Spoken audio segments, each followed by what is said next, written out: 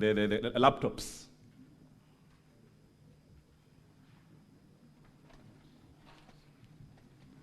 And in your testimony, this is important, you confirm that at the county assembly premises, there is no place where you can place a laptop. Yes, I can confirm. That you can, there's nowhere you can place a laptop. Eh? Yes. Thank you. That on this voting day, was there an MCA with a laptop in the floor of the House? ICT officers were you were inside the there. chambers.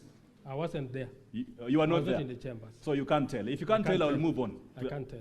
You cannot tell. I'll move on. So where were you? You said you were not there. Where were you? I was in a different office. In a different office. Monitoring whether members are able to log in.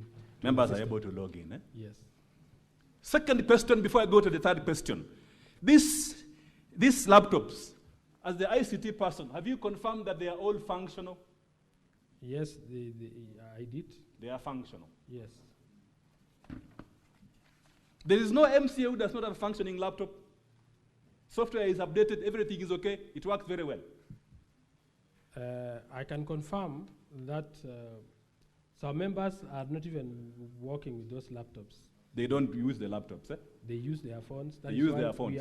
I will come to the phones shortly. Okay. So there's a possibility that these laptops are not fully functioning. It is fully functioning, but most members choose maybe. But are you aware that these laptops are functioning or not? Are you aware? They are functioning, yes. You are aware? I'm aware. Okay. Have you installed, are you updated softwares in these laptops? We usually do that. You usually like do that. antivirus, we update every time it expires. Mm-hmm. Any other updates they require. Maybe which software do you use? We use Kaspersky. Kaspersky. Yes. Thank you. You confirm that the document at page 1, 2, and 3 contains ID numbers of MCS. Yes, I can confirm. And you confirm that under the data protection laws, ID numbers are confidential information. Because it was for internal issues. Wait. Yes. Do you confirm that ID numbers are confidential information? Yes, I do. Okay. And for this system that you say you created, these ID numbers were the passwords to this system for voting. Do you confirm that? Yes, I do. And what was the username for the ID is publicly available. What was the username? For an MCA? IPPD number. The IPPD number. Are these IPPD numbers the one in page 4 of volume 4A of IPPD numbers? Yes. Okay. Again, you confirm that both the password and the IPPD numbers for each MCA are publicly available. Publicly available, it is in your database. We have them. They are publicly available to members of staff of Kericho County Assembly. Those who can interact with the system, they can access. They are publicly available to you as the administrator. Yes. And they asked you a question then. If I've listened to you carefully. If you have the IPPD number of an MCA and the ID number of an MCA, would you have voted for that MCA? As a system administrator. If you have the two links, I'm not saying you, anyone. Yes. You have the IPPD number of the MCA, you have the password of the MCA, and then you have the link. Could you have voted for that MCA? The link had timelines, and we expected all the honorable members. Within those timelines that you are saying, yes. If you had that access. But the link was only available to their members' individual phones. No, we will come to that availability shortly. You confirm that if anyone had this, they will vote. Eh? Yes. For the integrity of this system, the voting, yourself as the ICT administrator, you could have voted for any of the MCAs. Is that correct? I'm using the word you could have voted because of the information that you had. You could have voted for any of the MCAs. Is that correct? Yes, it is correct. Now, go to page 12. Go to page 12. Page 12 of the volume 4A. We now have, Mr. Speaker, sir, we have the information to access the system. Now the system is being deployed, and the evidence here is at page 12 of the volume 4A. Is that correct? The link. Is that correct? That now at page 12, we are now activating the system? Yes. And you activated by sending, what did you do? You send what? An SMS. You send an SMS. To who? All the honorable, the phone numbers of the honorable members. And this SMS was for what purpose? To provide the link to access the voting. Was this a bulk SMS like the one we usually receive from people who market services? We have a customized SMS for the assembly, ACU assembly. I'm asking, is it a bulk Yes, SMS it is. system? It is. Okay, thank you. You send telephone, these links to mobile numbers of MCS, is that correct? Correct. How many persons, according to page 12, received the text message containing the links for voting? How many persons received? You can count. On this one, you have time, you can actually count, because it's an important question. On page 12, how many persons, if you count from the bottom to the top?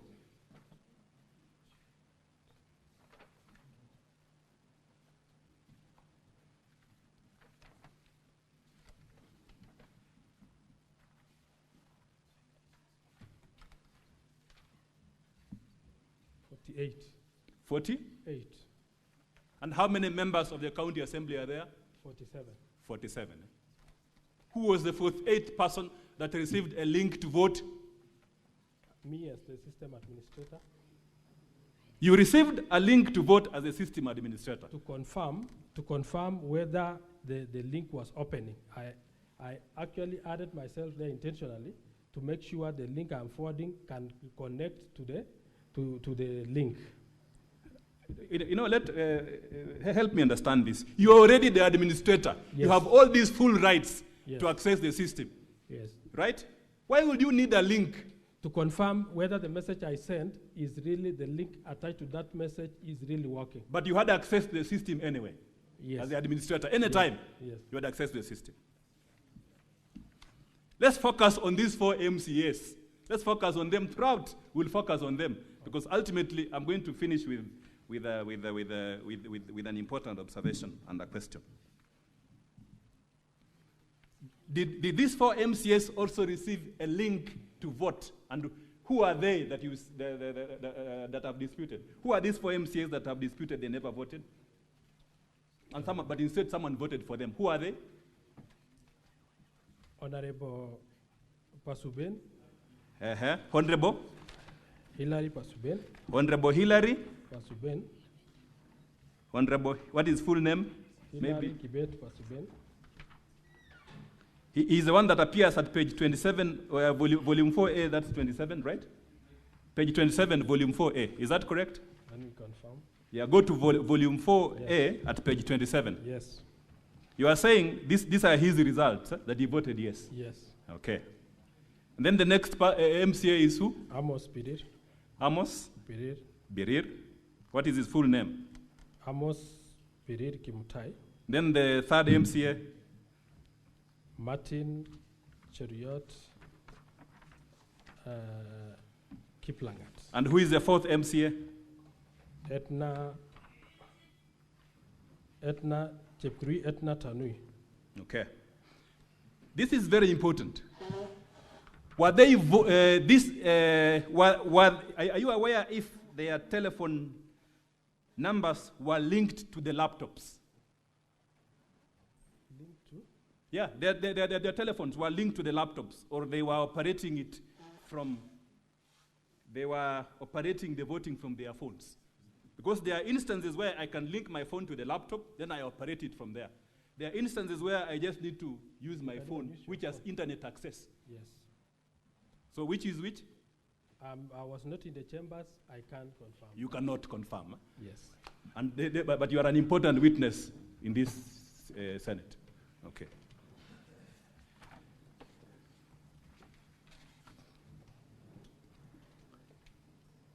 From the before I go to the results again, because now these MCAs have now received the message according to you, and you have put the evidence there that you send the message to them. Yes. Let's look at the security of this site that you are using. The security of the site. Yes. Have you ever done any penetration tests on this site to demonstrate that it's secure? That one I can. Penetration sites. You know, I handle the presidential election petition, and we had an issue on ICT. Yes. So there's something about penetration sites. You know about them? I know. Yes. In this system, did you do penetration tests to confirm that it's a very secure system, and we are ready to deploy it? We confirmed because the IP. Did you do penetration tests? No, we didn't. You didn't, eh? So you don't have any report on the security of the system? Yes. Training of MCAs. According to the ICT protocols, the policy that you said you have not read, or have you read the policy on ICT, on deploying of technology and applications? There's an important aspect of training that you are aware. Is that correct? Were MCAs adequately trained on how to use this system? And where is the evidence of the training? Because training is an important part of system application and development. Were MCAs adequately trained on this system? We had trained them on the internal system. On the internal system. What about the voting system? The voting system was too easy to understand, and we are using the same platform. You are an ICT person. Yes. Do we all have the same knowledge as you? We all MCAs ICT we provided personnel? the guide on how they could vote through that link. Why is there a requirement that training must be done? To build the capacity. To build the capacity of the use of the system. Yes. What about the manual? Do you have a manual that shows how this system is supposed to be used? User manual. The user manual. Do you have a user manual to show the Senate here, the House, the upper chamber, that this is the user manual? These MCAs were trained. They are lying to the Senate. They were trained. Do you have it before the Senate? No, I don't. You don't have. Now let's come to the penultimate question. And this is a bit technical. You will help us to understand.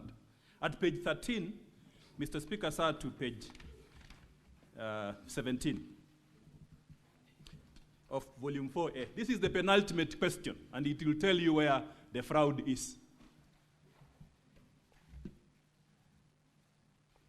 If you have sent me a message to my phone, yes, and that phone has access to internet, yes, right?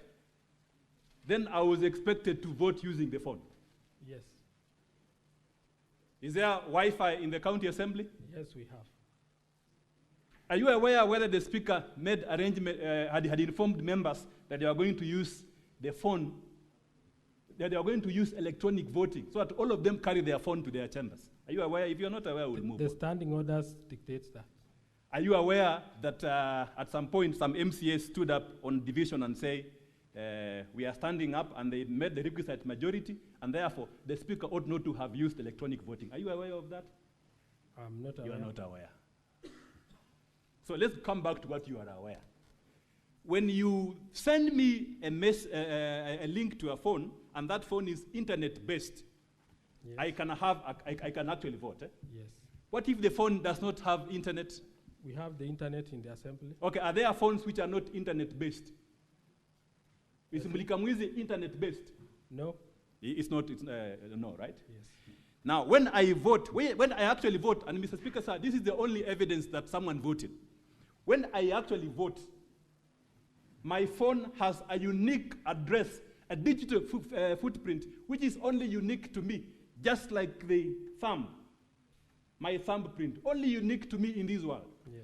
So your phone has a digital footprint, which when we check, we will definitely say that you are the one who voted. What are you talking about? Is that correct? Yes. And this information on a digital footprint is called an IP address. Is that correct? IP address, yes. It's called an IP? Address. What is the full name of IP? Internet protocol. Internet protocol, but we call it IP address. Yes. And if I am voting, it will trigger action on a server. Is that correct? Or True. a computer system. Let me use the word computer system. True. That is the one that you are using to vote. Yes. And as the expert on ICT, we are all laymen. You are the expert on ICT. What evidence do you need to show that I actually voted and my data went to a system? What evidence do you need? We have the IP address that shows. What evidence do you need? We have to see the login. Login, hold on there. Yes. So you are saying that of necessity, for any evidence to be correct that someone voted, he must have logged in. Then you must have logged in. Yes. And when you log in, you leave in a digital footprint. Yes. And this digital footprint, later on, you can access them by way of system logs. Yes. Thank you. Thank you very much. System logs. Are these the logs in page 13, 14, 15, and 16? Yes. The one which you say is evidence that these 4 MCAs voted? Yes. Thank you. What are the characteristics of a log, a computer log? If I look at a computer log, remember I've seen these computer logs before. If I look at a computer log, and I want to, I tell my neighbor and colleague, these are computer logs. What shall I expect to see in those logs? The username. Username. Time you logged in. No, let's start with the first information. Yes. What is the first information in accordance with the ICT protocols? Username. By the way, you said that you are the one, before we answer that question, you are the one who developed this system. Yeah, we did. With your team. Yes. What computer programming code were you using? The computer language? PHP and PHP, JSON. not Yes. Java? Not Java. Thank you very much. So you are familiar with these codes. Yes. Should the codes contain a timestamp? Yes, it should. If someone has access to the system, will it show their names? Names as in... From a computer technology perspective, yes. Will the logs show their names or the details that you put in before? That is the IPPD number and the ID. IPPD number.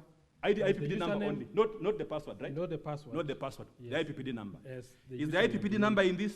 Yes, it is. Thank you. Will it show the names of persons in accordance with the computer programming language that you say you used? Can it show a name of an individual? Under the audit log, it doesn't show, but in the... just wait yes. First. The audit, I'm looking at the audit. Yes. The audit, do they show or not? When you log in. When you log in. Yes. When you check from the system, can they tell that Peter Wanyama accessed this system? It shows the IPPD number. Only the IPPD number. So my question is, why is it from your audit logs, you have names of individuals that appear? For example, you have Peter, who appears 7 times in a computer-generated logs. And you are saying it's not possible? Yes, Peter was trying to log in using the username of his personal name, not a personal number. That is why that Peter didn't manage to log in. You see the login, fail. Login, fail. Yes. And you are now telling us that MCAs were adequately trained. If this Peter was an MCA, he was trying to log in using his name, and here you are telling us that they were adequately trained. Do you still maintain your statement that the MCAs were adequately trained? They are trained. And some MCA tried to log in using his name. Because of the suggested username before reading the... Who else attempted to log in using their names? I saw Anthony, let me just confirm. Anthony Ruto. Anthony Ruto from page 15. Yes. I see Kemoy Peter.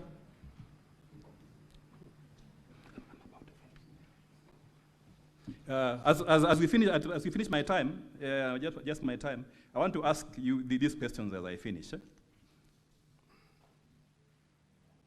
These logs, if you see the logs, and the evidence that these MCAs access the system, don't you think that their unique identification, the IP address of the telephone numbers of the mobile phone they used to access internet and vote will be in the logs? Not in the logs. Is it your testimony before this house that the IP address of these MCAs who accessed the system cannot be in the logs? It did not. Yes, that is my. Yeah. Yes. It ought not to be in the logs, or it ought to be. Not to be in the logs. It ought not to be in the logs. But in the real in the voting that they did. No, I'm just asking a simple question. Yes.